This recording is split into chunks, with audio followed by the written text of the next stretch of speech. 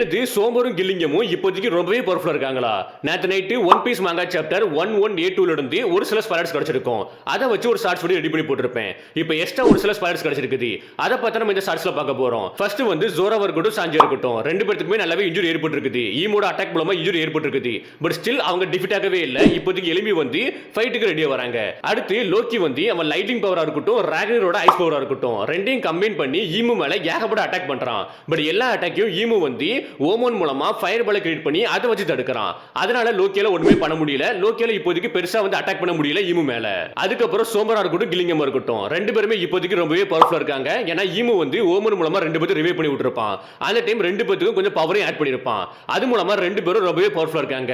Like சோம்பர் இருக்காம்ல, இப்போதைக்கு ஒரு மிகப்பெரிய சிப்ப ஜெயண்ட் சிப்ப வந்து தனியால முதுகுல தூக்கிட்டு வந்துட்டு இருக்கான். லைக் பாகுபலி மூவில வந்து தூக்கிட்டு வருவாங்களா, அந்த மாதிரி தனியால தூக்கிட்டு வந்துட்டு இருக்கான். இதை தாண்டி வந்து நம்ம கில்லிங்கம் இருக்காம்ல, அவன் வந்து ஏகப்பட்ட ட்ரீம் மான்ஸ்டர்ஸ் வந்து கொண்டு வந்துட்டு இருக்கான். அந்த ட்ரீம் மான்ஸ்டர்ஸ் வந்து இதுக்கு முன்னாடி இருந்ததை விட ரொம்பவே பவர்ஃபுல்லா இருக்குது.